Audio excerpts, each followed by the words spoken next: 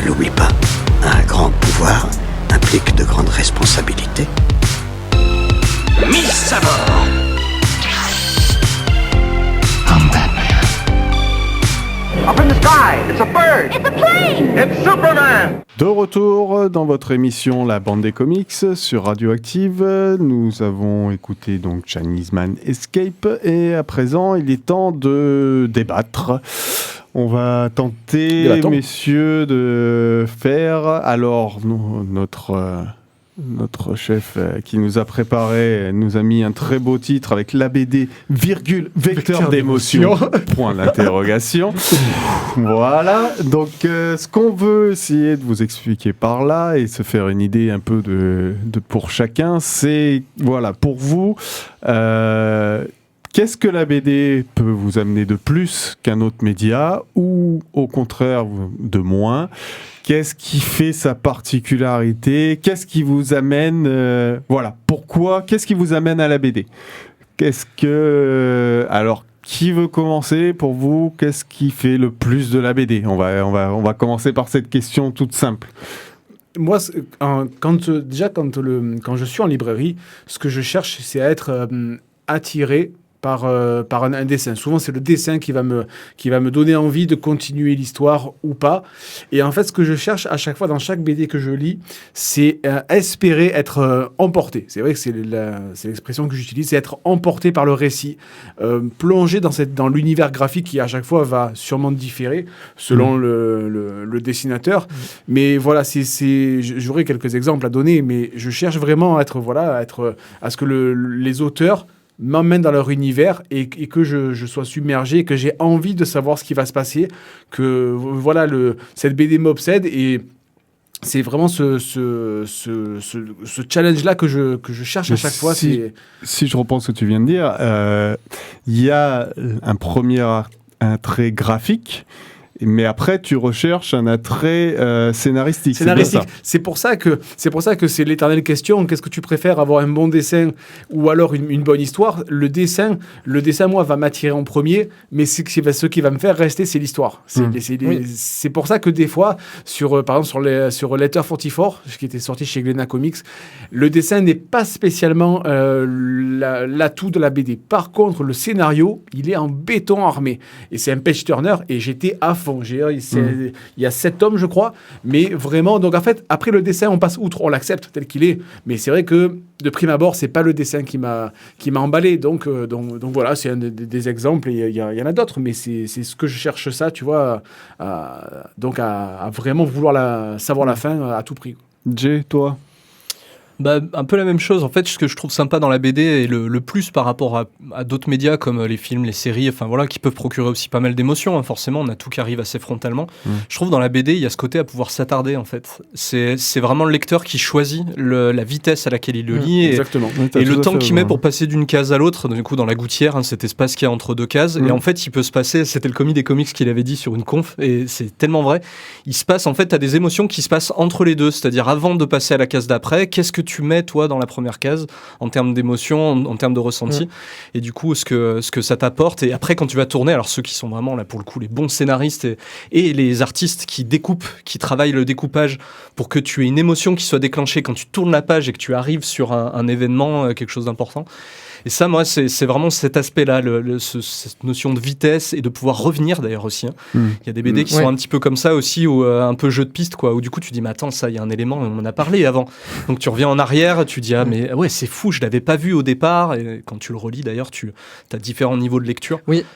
Et c'est vraiment un des aspects intéressants de la BD par rapport à d'autres médias, clairement. Après, je pense que dans une bonne bande dessinée, tu vas la lire toujours 2 fois. Tu vas la lire une première fois pour le scénario, la deuxième fois où tu vas prendre plus de temps pour analyser toutes les cases et voir le deuxième plan. Moi, tu vois, je marche à l'inverse. Ah ouais, tu regardes d'abord le deuxième plan. Je vais prendre beaucoup de temps sur une première lecture. Parce que justement je m'attarde sur les cases, je les détaille, je prends tout, et Après, oui, c'est la deuxième relecture. Je vais plus être dans l'émotion, comme tu parles, de savoir ce qui a été retransmis dans le truc. Voilà, moi je marche plutôt à l'inverse. Vas-y, continue, je t'en prie. Non, moi c'était vraiment pour dire ça, du coup, que moi, la deuxième, c'est là où je peux passer 1 heure, 1 heure et demie, juste sur regarder le deuxième plan de chaque case pour voir en fait s'il n'y a pas des détails qui ont été cachés, que j'ai loupés, ou qu'est-ce que le scénariste a voulu faire. Ouais. Enfin, c'est...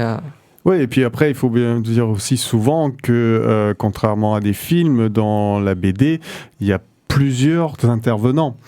Il faut qu'il y ait une alchimie entre le dessinateur, le scénariste, le coloriste, et des fois il y a même celui qui fait la jaquette, enfin, ou du moins la couverture, l'ancrage, ouais, tu peux avoir plein de choses. Et comme tu le dis, la couverture, dans 80% des cas, tu l'achètes pour ça. Oui, c'est ce qui te donne envie déjà d'ouvrir le livre. C'est ta phrase d'accroche en fait. Hein. Oui, elle est visuelle, mais c'est la phrase d'accroche. C'est la 4e de couverture. C'est une affiche de film. Hein. C'est ce qui va te donner envie d'y aller ou pas. Et souvent, malheureusement, les couvertures sont globalement réussies. Mais c'est vrai que des fois, tu te dis, je sais pas si vous avez vu l'omnibus Captain America de Mark Waid. Ah non, de Mark Waouh, ça a été tiré au sort. C'est pas possible, quoi. C'est une mocheté, mais sans nom, quoi. Je veux dire, tu n'as pas le droit. C'est un carton rouge de choisir ça pour une couverture d'omnibus, quoi. Donc voilà. Donc il y a des couvertures qui sont très très bien réalisées, qui arrivent à te surprendre, déjà il faut le titre. Le titre te pose une question, tu as envie de savoir. La couverture aussi, une ambiance. Je pense à Podum. Podum, tu l'ouvres, c'est comme un grimoire que tu ouvres. Donc, mais après, il y a aussi le fait, ce que tu aimes lire, ce que tu lis en ce moment, ce que tu as lu juste avant. Moi, je suis très sensible à ça aussi. Est-ce qu'à un moment, c'est une lecture que tu vas un peu t'imposer, ou ça va être une lecture à un moment où tu vas dire, tiens, c'est un truc qui traîne dans ma pile à lire depuis très très longtemps. Et je pense que souvent, des BD, on peut mal les accueillir parce qu'en fait, c'est pas simplement le bon moment pour les lire. Ouais, c'est là où ça se rapproche plus du livre au final.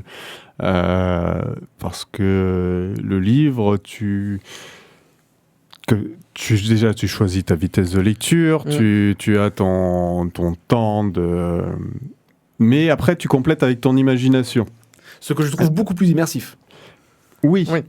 Mais la BD t'amène cette lecture avec la partie scénaristique et la vitesse, mais il faut que tu plonges dans une vision de la personne qui a dessiné. C'est ça. Et c'est ça où je pense que ça amène plus de difficultés et qui souvent peut desservir au niveau de la BD. Et je sais pas toi en tant que bibliothécaire comment tu le ressens, mais beaucoup de BD payent le fait que la vision graphique est parfois particulière des autres. Juste après, je te laisse la parole, mais si on prend celui qui a eu le fauve, la couleur... Martin Panchaud. C'est pas pour le dessin que tu l'achètes, que tu lis le truc. Non, mais après, c'est un contexte assez particulier. C'est plus pour le concept. Particulier, oui, je pense aussi. Mais un concept qui gagne le fauve d'or quand même, quoi. Après, c'est Angoulême, hein. Ils ont toujours été un peu perchés sur... Ouais, mais là, on est... Voilà, vas-y, Oui, je vous rejoins sur plusieurs aspects dont vous avez parlé. En fait, pour moi, effectivement, on a l'habitude de placer le roman au-dessus. En tout cas, on voit en bibliothèque, il y a beaucoup de parents qui disent à leurs enfants, maintenant, on lit des romans, etc. Parce qu'il y a cette espèce d'idée que, c'est vrai, hein, quand on va lire un roman, c'est nous qui allons imaginer tout autour. Et donc, on place ça au-dessus parce que c'est nous qui pouvons imaginer, c'est nous qui écrivons notre propre univers à partir de ce qui est écrit. D'accord, mais dans la bande dessinée, c'est un petit peu comme ce que vous aviez dit tout à l'heure.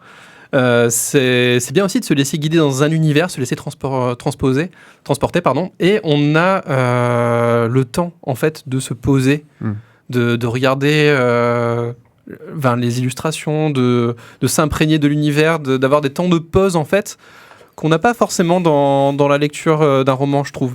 Oui, où t'es pris par la main du début à la fin. C'est ça, en fait, c'est bien aussi parfois de se laisser guider. On a le temps pour autre chose, en fait. Comme on est guidé par l'univers, après on rentre ou on rentre pas. Comme tu disais parfois, ça nous convient pas, tant pis, on passe à autre chose. Mais si vraiment on est emporté, on a le temps de regarder un petit peu d'autres choses, de se poser, de rêver, de peut-être avoir une lecture sur ce qu'on vient de de lire justement, de se dire ah ok, je réfléchis un petit peu sur ça, sur ce qu'a voulu dire l'auteur. On a ces moments de suspension en fait qu'on a différemment dans un roman, mais c'est autre chose. Et c'est pour ça que la bande dessinée aussi est un art à part et il faut vraiment le considérer en tant que tel. Ah oui. C'est que ça a ses propres codes, mais c'est pas moins bien qu'un roman. On a des qualités en fait, et justement, enfin parfois on a des tableaux. Les illustrations sont magnifiques, on est vraiment... Et du coup, tu complètes toi-même, du fait de ce que tu vois en fond d'écran, ça te permet de compléter ta vision de l'univers dans lequel tu lis ton histoire. C'est pas incompatible. Un des exemples, pour moi, c'est Alex Ross. Quand je lis Kingdom Come, mais je veux dire, il y a aussi le dessin de Alex Ross qui est extrêmement particulier, qui est réaliste, et très réaliste. Oui. Je veux dire, voilà, quand sur la première image, quand tu as Superman qui arrive, tu vois, limite, c'est comme si tu sentais le vent sur ton visage. Mais le mec, il est fait en titane, quoi. Tu te dis, c'est un roc, tu vois. Et ça, je pense que c'est le fait déjà d'avoir que certains artistes font des pleines pages, ce que moi je trouve extrêmement rare mais extrêmement efficace, parce que je vais passer beaucoup plus de temps, bizarrement, sur une pleine page qui n'a qu'une seule illustration, plutôt qu'une page, ou sur une page découpée, je vais passer assez vite. Mais quand je vois, voilà, tu vois, c'est Alex Ross, mais ça peut être d'autres choses. Je sais que Vaughan le fait souvent en fin d'issue de faire une pleine page. Je veux dire, moi, il y a un impact, tu vois, que justement le roman ou la littérature, qui est beaucoup plus immersif, n'a pas. Tu as moins cet impact direct que le dessin, selon la mise en page, peut te procurer. Oui, moi je pense que par exemple, et puis tu le vois, tu vois cette capacité à décrire les différents univers quand tu as des séries qui, moi je pense à l'Incal. Ouais. L'Incal, tu as les Métabarons, c'est vraiment un monde tellement énorme que les séries de façon indépendante se tiennent totalement. Mais tu sais que tu peux rentrer un peu plus, un niveau un peu plus, un niveau un peu plus. Et c'est l'avantage de la BD. Pour moi, c'est cette combinaison d'être pris par la main tout en te laissant une certaine marge de manœuvre.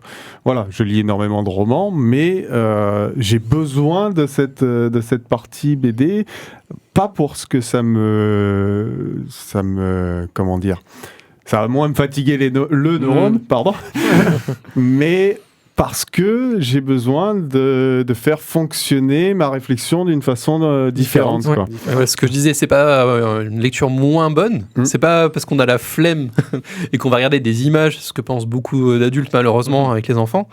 C'est pas pour ça que l'enfant va lire de la bande dessinée, parfois oui, par facilité, mais c'est pour rentrer dans un autre médium en fait, parce que on n'est pas tous faits de la même façon et peut-être que le média bande dessinée nous parle mieux. Parce que et puis il a tellement évolué aussi. On disait tous, on a tous passé par Astérix, Tintin, c'était cadré. On est maintenant, voilà, tu montrais Clear, les pages s'imbriquent, etc. Maintenant on est passé, la culture du manga est arrivée, donc déjà on le lit dans l'autre sens. Ça a amené autre chose. Le dynamisme, qui rentre. On lit beaucoup plus de noir et blanc avec le manga, du coup. Il y a ça aussi. Donc, le fait d'avoir ou ne pas avoir la couleur amène une réflexion différente. Donc, c'est des niveaux qu'il faut compléter. Après, tu as les strips américains aussi qui amènent complètement autre chose. En quelques cas, faire des jeux de mots ou vraiment quelque chose, c'est hallucinant. Moi, on a eu les Astérix, ils ont eu les Calvin et Hobbes. Ouais, moi, c'est les Calvin et Hobbes, tu vois, pour me détendre. Quand j'ai un coup de blues, je me prends ça. Je réfléchis même pas à ce que je vais lire. C'est un Calvin et Hobbes.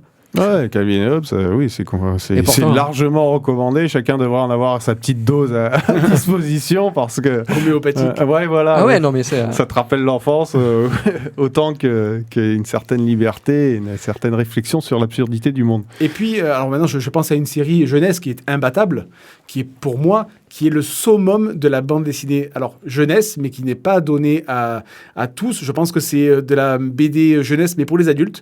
Et en fait, l'auteur arrive à Gilou, il me fait des sourcils français. Ouais, je vois pas où tu veux en venir. Tu connais pas Imbattable? Imbattable. Si. Ah oui, Imbattable, C'était le oui. nom de oui, c'était pas cette BD est imbattable. Non, Ouais, j'ai pas entendu Imbattable. Moi, pour moi, c'est un panthéon, c'est un chef-d'œuvre, parce qu'en fait, l'auteur arrive à contourner les codes. Tu la connais pas. En fait, c'est un petit personnage qui est conscient qu'il est dans une BD et donc il évolue dans sa bande dessinée. En fait, il interagit avec les autres personnages qui eux ne sont pas au courant qu'ils sont dans une bande dessinée et donc il se déplace dans sa case.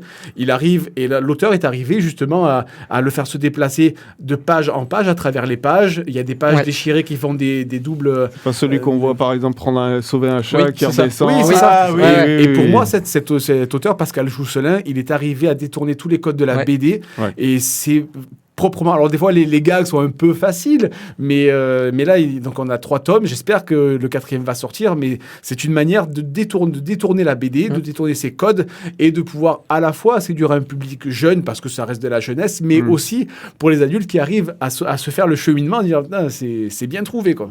On est peut-être qu'on lit pas ou quoi que ce soit, peut-être pas assez, ou on n'a pas assez de retours sur les différents autres médias, mais j'ai l'impression que la BD est depuis bien longtemps un des vecteurs d'innovation dans la façon de raconter, dans la façon de dessiner, dans la façon séquentielle, ne serait-ce que la pagination, etc. On a plus de diversité et de façons d'accrocher que tu pourrais avoir par le cinéma, même s'il y a énormément de genres, mais ça reste.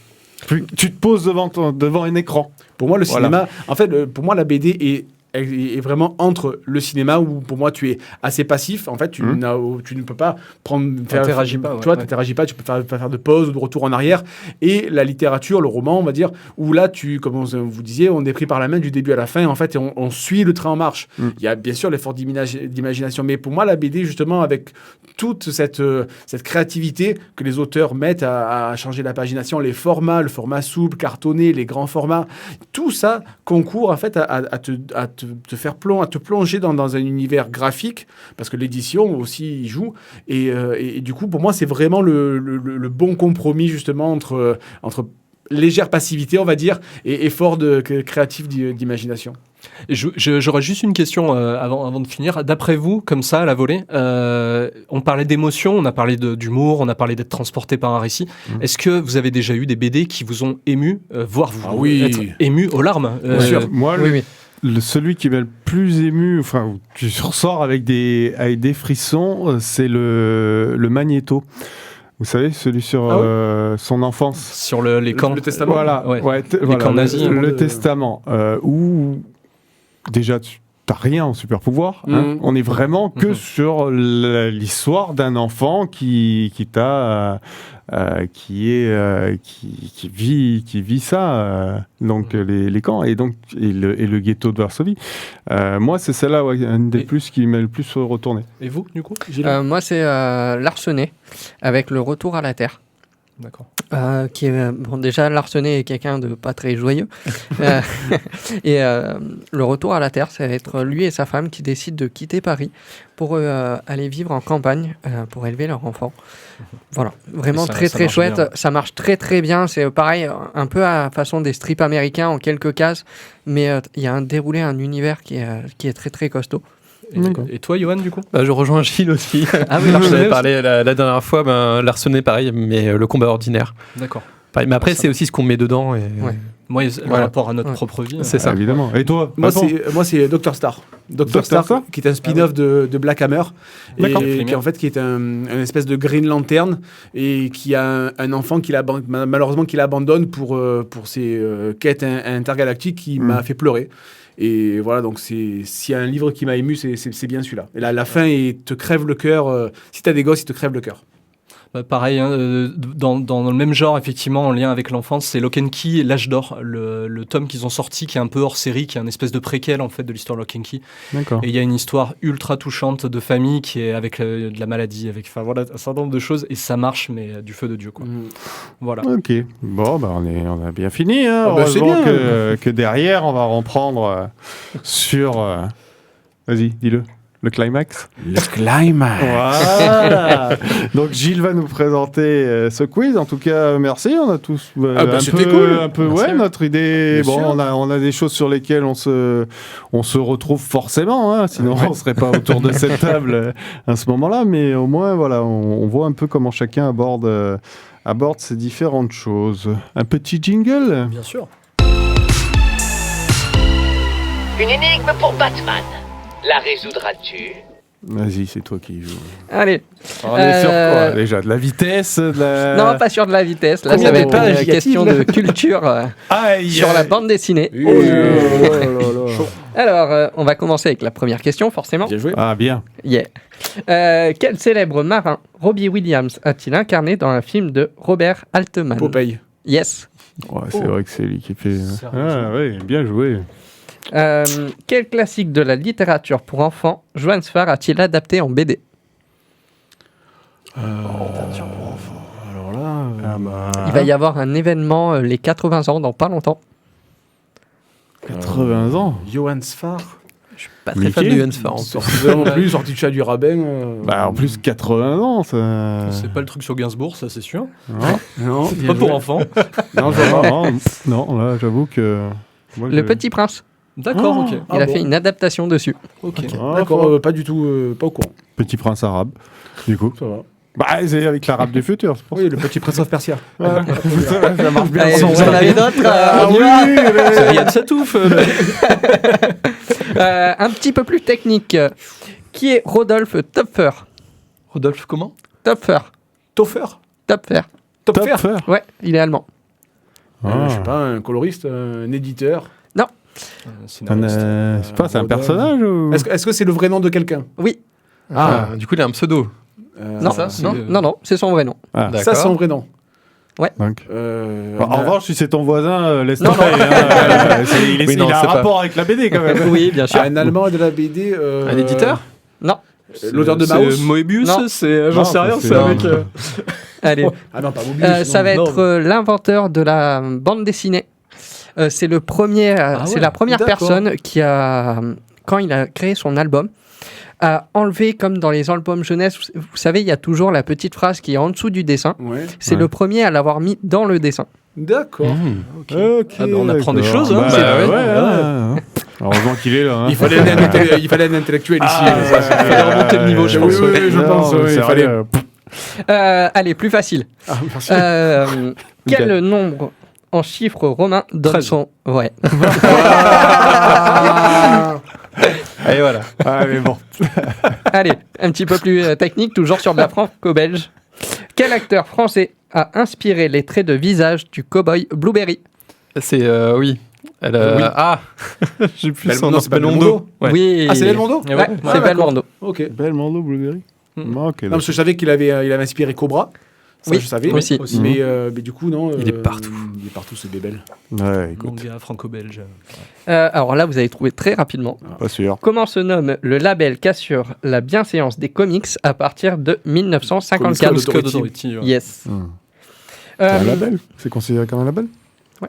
D'accord. Il le mettait sur la couverture. Justement, ouais. C'était une Ah, espèce oui, de c'est- censure, quoi. Oui, oui, D'autocensure d'ailleurs à la fin. Quelle reine de France Lady Oscar protège-t-elle? Ah là là, on est nul en histoire, nous. Hein. voilà. Marie-Antoinette? Ouais. Bien joué. Le plus connu, je dirais. Bien joué. Merci, Johan. Le pif, hein, total. Ah, écoute. Dans quel métropole se situe l'action d'Akira? Tokyo. Néo-Tokyo. Néo-Tokyo, tout à fait. Néo Ouais. Tokyo. Ouais. Une bonne réponse. Alors Bon, on attention. ne peut pas RD. Hein. Bon, Ouais, s'il il est te où plaît. Il est où le patron? Il en reste encore. Ouais, une. Ah. Dans quel peintre espagnol déclara en 1967 Dali. la BD... Pardon? Dali. Ouais, c'est ça. Ah oui, bah ouais, quand même, la citation. Monsieur n'attend même plus Quel la peintre question. Attends. Désolé. Alors qu'est-ce qu'il a dit du coup? Oui, vas-y. Du coup, en 1967, il a déclaré « La BD sera la culture de l'an 3794. Vous avez donc 1800 années d'avance, et c'est très bien ainsi. Oh, quel bon, classe. lui aussi. après, tu sais que c'est Dali, tu me dis.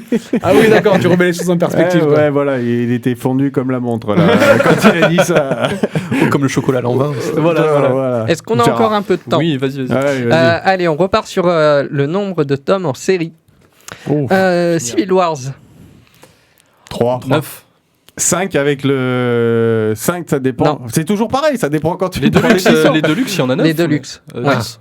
Les Deluxe, il y en a 3. Il y en a 8. Ah, il y en a 8. Ah, ouais. Il y en a que 3 qui racontent l'histoire. Après, Après, le reste, c'est les points de vue d'autres personnages, Ouais, voilà, c'est il y a- les tie-in, quoi. Après, ouais, il y en a une où le 4e, je crois, c'est les reporters. Ouais. Et, voilà. Mais les Front 3 page. premiers sont uniquement l'histoire principale, sont les 3 premiers. Et après, ils ont été complétés par les 5 suivants. Non, je suis désolé. Quand tu... Voilà, non. Les Landfest de 3. Juste Landfest de 3. Juste l'Enfest. 56. 36. Non, tranquille, moins. 22. 13. Moins. 7. Plus. 8. Ah, Plus. 10. Bah 9. 9. Ouais. Que les Lanfeuse de 3 que... Ouais, que là, ça il y en me a paraît pas vraiment tant que ça, très peu quoi. que les Landfest de Bah, en 3. même temps, J'ai pas après, compté il les a enchaîné Landfest après, il y a Odyssey. Odyssey, ouais. Ouais, Les il y a étoiles. Odyssée, des Ouais. étoiles, ça, et puis t'as le troll de 3. Oui, Oui. ça c'est. Question de rapidité. Combien de tomes pour Keiju 8? 8. Ouais, non, mais c'est le seul mec qui les achète aussi. Hein. D'ailleurs, Il est allez, lié, le 8, il est à la maison. Je te le ramène. dépêche-toi. Et T'auras pas le Once and Future 5, c'est tout. Ah, merde. la dernière, Spawn. Un seul. 9. Oh, plus. En VF En VF Oui, en VF. Ah là, c'est pareil. Le Spawn. 15. Spawn, juste Spawn. Spawn, je suis désolé. Plus. J'en ai. 20. Un poil Non. plus. 21. Perdu 22. encore. 24. 22. Ouais.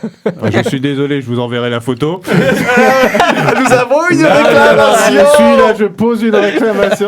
réclamation. Je pose un veto sur le Spawn. Tu le mets jusqu'à où déjà? Parce Sur qu'après, BD. t'as pris de la sordeur avec ça. Oui. Ah bah voilà. Tu vois? Il n'avait pas précisé. Ouais. Il fait pas. Beaucoup de précision ici. Non, Voilà. ça va. Ok, bon bah messieurs, on a encore bien profité de cette heure pour dire des choses intéressantes et beaucoup de bêtises au milieu. Ça devient une marque de fabrique. C'est ça, mais je oui, pense c'est ça. que c'est une trademark et j'espère que nos auditeurs nous sont fidèles aussi pour ça. Merci à tous d'être Merci venus. à tous. On vous Merci. laisse Merci à sur tous. un Merci, Johan. fond musical. Merci à vous. Christophe Beck, Theme for Quantum Mania. Donc Ah, c'est pas moi, ne me rende pas, c'est pas moi, j'ai pas dit ça. Non, non. Non, Qui- c'est ton film préféré aussi. C'est ça. Ouais, exactement. Non, lui, je crois que c'est Shazam, plutôt le deuxième. Ah, il adore. Il est assez fan. Qui est fan de fourmis? Ah, celle-là ne devrait. Enfin, non, j'ai vu le deuxième Shazam. Honnêtement, voilà. Le Quantum Mania, tu peux prendre ça pour un divertissement pour enfants ou voilà, en dehors des trucs de canon, on pourra en reparler. Mais le Shazam 2, waouh, ça n'aurait, c'est ni fait ni à faire. Et pourtant, je suis très bon public. Hein. Mais là, non. Bref. Ah ouais. Donc, la musique de Quantum Mania. Et merci à tous. Merci. Merci. Bon Ciao. week-end. Au revoir à tous. Au revoir.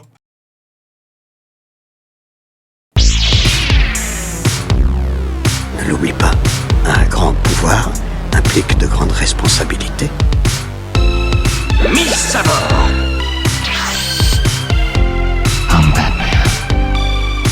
Up in the sky, it's a bird. It's a plane. It's Superman.